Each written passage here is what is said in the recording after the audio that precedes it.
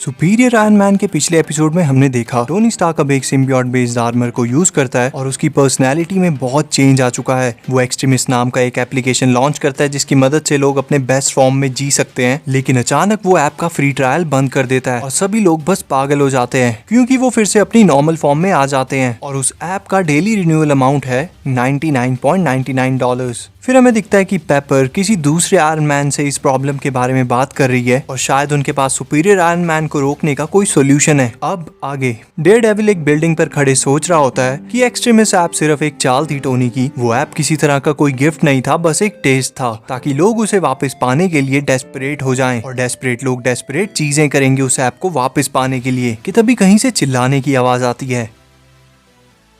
एक लड़का गन ताने एक लड़की की तरफ खड़ा है। वो उसे कहता है, प्लीज मैं तुम्हें नुकसान नहीं पहुंचाना चाहता, बस मुझे वो बैग दे दो। डेयरडेविल को अपनी सेंसेस से पता लग जाता है कि वो लड़के की दिल की धड़कन उस लड़की से भी तेज चल रही है। वो लड़का डरा हुआ है। डेयरडेविल उस लड़के को अपनी रोप से पकड़कर नीचे गिरा देता है। वो लड़की जल्दी से उस लड़के की फोटो लेने लग जाती है और कहती है, अब तुम गए काम से, ये पिक्चर्स मैं ऑनलाइन अपलोड करने वाली हूँ। फिर वो वहाँ से चली जाती है। डेयरडेविल गन से मैगजीन निकाल कर देखता है तो उसमें बुलेट्स होती ही नहीं है। लड़का कहता है, मैं कभी किसी को मार नहीं सकता। वो उदास होकर कहता है, मेरे डैड मुझे मार डालेंगे। डेयरडेविल खुद से कहता है, एक्सट्रीमिस्ट ऐप की वजह से सिटी में क्राइम रेट बढ़ गया है, मुझे स्टार्क से इस बारे में बात करनी ही होगी। और टोनी अपने स्टार्क आइलैंड पर पार्टी कर रहा होता है और डेयरडेविल उससे वहाँ बात करने आता है। वो कहता है, तुम्हारे लिए एक बुरी खबर है स्टार्क, तुम्हें अब ये सब बंद करना होगा। स्टार्क अचानक डेयरडेविल को गर्दन से पकड़ लेता है और कहता है, अपनी औकात में रहकर बात करो। तुम पार्टी अटेंड करना चाहो तो मोस्ट वेलकम, लेकिन अगली बार अपना एटीट्यूड ठीक करके आना। और वो डेयरडेविल को इतनी ऊंचाई से समुद्र में फेंक देता है। डेयरडेविल डूबता जाता है। डेयरडेविल कहता है, मुझे समुंदर बिल्कुल नहीं पसंद। इतने बड़े समुंदर में सेंसेस को पूरी तरह से यूज कर पाना ऑलमोस्ट इम्पॉसिबल सा हो जाता है। और डेयरडेविल जैसे तैसे समुंदर के ऊपर आता है। वो खुद से कहता है, टोनी से यहाँ मिलना बेवकूफी थी, वैसे भी उसे ऑडियंस के आगे शो करना बहुत पसंद है। और टोनी अपनी पार्टी में आए लोगों से कह रहा होता है, लेडीज एंड जेंटलमैन, बाहर डेयरडेविल आया था, द मैन विदाउट फियर। लेकिन जब मैंने उसे समुद्र में फेंका तो उसके चेहरे पर थोड़ी टेंशन दिख रही थी। फिर वो वहाँ अनाउंसमेंट करता है, मेरे एक्सट्रीमिस्ट ऐप ने आप लोगों को परफेक्शन दी है, मैं खुश हूँ कि आप सभी खुश हैं और कल मैं सैन फ्रांसिस्को की गलियों में जाकर एक्सट्रीमिस्ट ऐप का 24 आवर का फ्री डोज दूंगा हर उस डिवाइस को जो कोई भी मेरे 90 फुट के रेडियस में होगा। और अगले दिन कास्ट्रो स्ट्रीट पर भीड़ इकट्ठा हो जाती है और वहाँ आता है सुपीरियर आयरन मैन। वो नीचे उतरता है और कहता है, कल रात की पार्टी इतनी जबरदस्त थी कि एक्सट्रीमिस्ट भी मुझे फुली रिकवर नहीं कर पाया।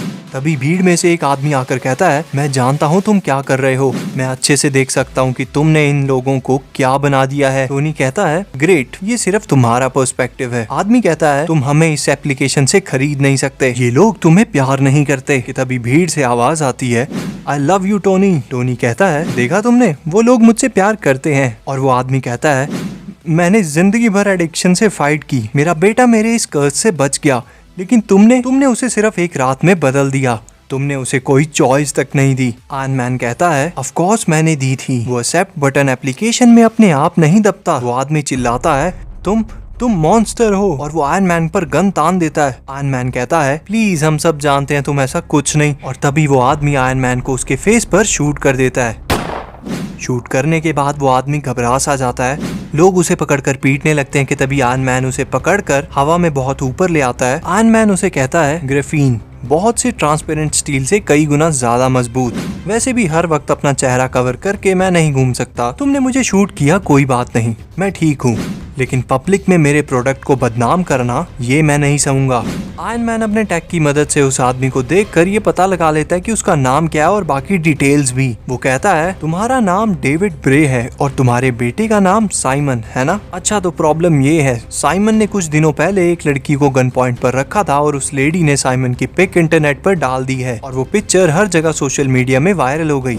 ठीक है, मैं उसकी पिक्चर हर जगह से हटा दूंगा, लेकिन बदले में तुम्हें कुछ करना होगा। वो आदमी पूछता है, क्या? आयरन मैन कहता है, तुम्हें नीचे मेरे साथ जाना है और मैं कहूँगा ये सब शो का हिस्सा था और तुम सबके सामने एक्सट्रीमिस्ट ऐप का फ्री वर्जन डाउनलोड करोगे आदमी कहता है प्लीज नहीं, मैं फिर से किसी एडिक्शन का शिकार नहीं बनना चाहता। आयरन मैन कहता है तुमने सबके सामने मुझे शूट किया है, तुम्हारे बेटे को सिर्फ मैं बचा सकता हूँ, और वैसे भी फिलहाल हम काफी ऊंचाई पर हैं, इसलिए सोच समझकर डिसीजन लो। वो आदमी मजबूरन एक्सट्रीमिस्ट ऐप को डाउनलोड करता है और तभी वो एक जवान गुड लुकिंग आदमी में बदल जाता है। नीचे आते ही टोनी सबके सामने स्माइल करने का नाटक करता है कि तभी हमें डेयरडेविल की आवाज आती है और किसी ने उनकी बातें नहीं सुनी, लेकिन मैंने एक एक शब्द सुन लिया है, उसे रोकना ही पड़ेगा। डेयरडेविल स्टार्क के घर पर आता है, वहाँ सभी पार्टी करके नशे में धुत पड़े होते हैं। टोनी सोफा पर लेटा होता है, डेयरडेविल उसे बेहोशी का ड्रग सुंघाता है, पर वो मन में सोच रहा होता है कि आखिर टोनी अपना गार्ड डाउन कैसे कर सकता है, और वो टोनी को ले जाने लगता है कि तभी एक लड़की उठकर पूछती है उसे तुम कहाँ ले जा रहे हो।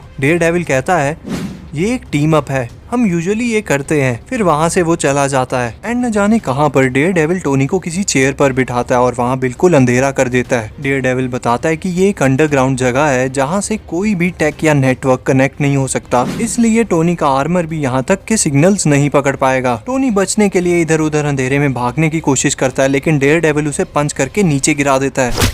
डेयरडेविल कहता है अब तुम मेरी दुनिया में हो टोनी, जब तक दुनिया इस ऐप को भूल नहीं जाती तब तक तुम यहीं रहोगे। टोनी कहता है तुम्हें कैसे पता कि एक्सट्रीमिस्ट ऐप के डाउनलोड मेरे बिना कंटिन्यू नहीं होंगे। डेयरडेविल कहता है मैं जानता हूँ तुम एक्सट्रीमिस्ट के मामले में पूरा कंट्रोल अपने हाथ में रखोगे। टोनी कहता है जब तुम जानते हो मुझे कंट्रोल करना इतना पसंद है तो तुम ये कैसे सोच सकते हो कि मैं तुम्हारे कंट्रोल में रहूंगा। अचानक वहाँ लाइट जलती है। टोनी कहता है तुमने क्या सोचा कल वहाँ भीड़ में मैंने तुम्हें नोटिस नहीं किया होगा, मैं जानता था तुम मेरे पीछे फिर से आओगे। मुझे हर तरह के सिग्नल्स और नेटवर्क से डिस्कनेक्ट करना ये बहुत ही इम्प्रेसिव मूव है, लेकिन टेक्नोलॉजी को अब आगे बढ़ना होगा। एक सिम्बियोट बायोलॉजिकल टेक्नोलॉजी, वो जिंदा है मैट, मैं उसे महसूस कर सकता हूँ अपने अंदर। नॉक नॉक, और वो दरवाजा तोड़कर बाहर आता है एंड सूट अप होकर डेयरडेविल से कहता है मैं चाहता था कि तुम मेरे पीछे आओ क्योंकि मेरे पास तुम्हारे लिए कुछ है, और वो डेयरडेविल को जोर से इलेक्ट्रिक शॉक देता है। डेयरडेविल बेहोश हो जाता है और हर तरफ बस अंधेरा ही अंधेरा होता है। वो अपनी आंखें धीरे धीरे खोलता है और उसे दिखता है कि उसके सामने टोनी है। टोनी कहता है तो सबसे पहले मेरा चेहरा देखकर कैसा लग रहा है, चलो फिर इसी बात पर ड्रिंक हो जाए। तुमने यहाँ महंगी दारू कहाँ छुपा रखी है बताओगे। डेयरडेविल जल्दी से झटके से उठता है और वो शीशे के सामने जाकर खुद को देखता है और वो कहता है ये तुमने क्या कर दिया। सुपीरियर आयरन मैन कहता है मैंने बस एक्सट्रीमिस्ट ऐप की मदद से तुम्हारी ऑक्यूलर नर्व्स को सिग्नल्स भेजे जिसकी वजह से तुम्हारी आंखों की रोशनी वापस आ गई, बट ये टेम्परेरी है। तुम्हें एक्सट्रीमिस्ट ऐप के रेगुलर बूस्टर्स लेते रहने होंगे, पर हम इस बारे में डिस्कस कर सकते हैं कि मेरी तरफ से ये तोहफा तुम रख सकते हो मेरी कुछ शर्तें मानकर। और हाँ, इसके मैं कोई पैसे वैसे नहीं लेने वाला वकील साहब। डेयरडेविल कहता है तो तुम्हारा ये गिफ्ट मुझे भी बाकी लोगों की तरह तुम पर डिपेंडेंट बनाने के लिए है, तुम चाहते हो मैं भी इस चीज का एडिक्ट बन जाऊं। टोनी कहता है यार तुम इतने समय बाद देख पा रहे हो, अब ज्यादा ना सोचो, ये लो ड्रिंक पियो। मैट उस ड्रिंक को गिरा देता है और कहता है तुम्हें ऐसा करने की इजाजत कौन देता है, तुम भगवान बनने की कोशिश मत करो। टोनी कहता है कम ऑन यार, इतना मुश्किल भी नहीं है गॉड बनना, और बन सकता है तो मैं क्यों नहीं। वैसे भी प्लेनेट पर मौजूद सबसे इंटेलिजेंट लोगों में से एक हूँ मैं, और मैं गॉड बनने का एक्ट नहीं कर रहा हूँ, इतने समय से इंसान बनने का एक्ट कर करके थक चुका हूँ। और वैसे भी मैंने ये सब तुम्हारे लिए किया, सब लोगों के लिए किया।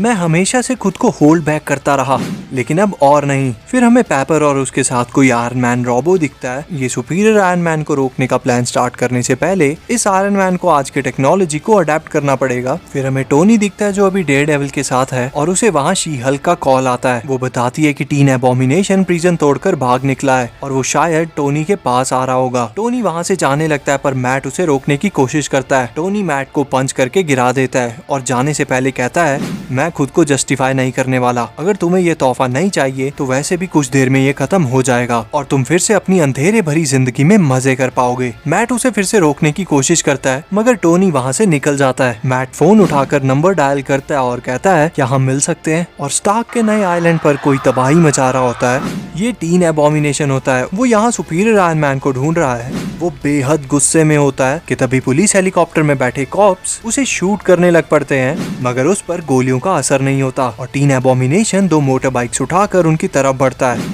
कॉप्स उसे आता देख हेलीकॉप्टर को दूर ले जाने की कोशिश करते हैं, पर एबोमिनेशन बाइक को जोर से उनकी तरफ फेंकता है और बाइक सीधी जाकर कॉप्टर से क्रैश होती है और ब्लास्ट होता है। सुपीरियर आयरन मैन वहाँ पहुँच जाता है और उस चलते हेलीकॉप्टर से उन कॉप्स को निकाल लेता है। वो कॉप्स टोनी को थैंक यू कहते हैं और टोनी उनसे पूछता है क्या तुम लोगों को तैरना आता है। वो कहते हैं हाँ, लेकिन तुम ये सवाल अभी क्यों पूछ रहे हो। और टोनी उन कॉप्स को हवा में छोड़ देता है और वो कॉप्स समुद्र में जा गिरते हैं। फिर आयरन मैन सीधे एबॉमिनेशन पर अटैक करता है। एबॉमिनेशन उस पर बाइक उठाकर फेंकता है। आयरन मैन डॉज करके सीधे उड़ते हुए एबॉमिनेशन को दीवार पर दे मारता है।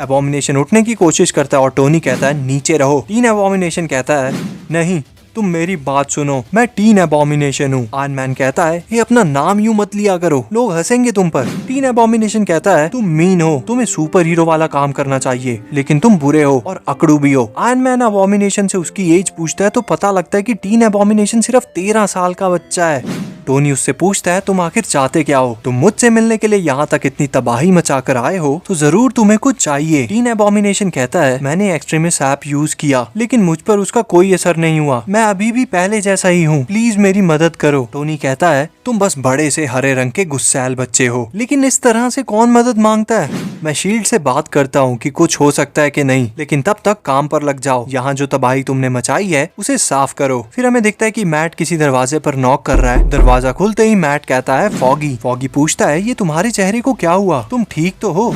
एक्चुअली फॉगी मैट का बहुत अच्छा फ्रेंड है, वो बस अपनी साइड के जाने से पहले बस एक बार उसे देखना चाहता होगा, इसलिए वो यहाँ आया है। फॉगी मैट के बिहेवियर से समझ जाता है कुछ गड़बड़ है और मैट फिर से पहले की तरह ब्लाइंड हो जाता है और वो कहता है अब मैं बिल्कुल ठीक हूँ फॉगी। और यही एपिसोड खत्म हो जाता है। आज का एपिसोड कैसा लगा कमेंट सेक्शन में जरूर बताना। वीडियो को लाइक कर दो और चैनल को सब्सक्राइब कर दो और बेल आइकन दबा दो ताकि जब मैं अगला एपिसोड अपलोड करूं तो आपको उसकी पर्सनल नोटिफिकेशन मिल जाए। इतना सब कर दिया है तो फिर शेयर भी कर देना। मिलते हैं एक नई वीडियो में, धन्यवाद।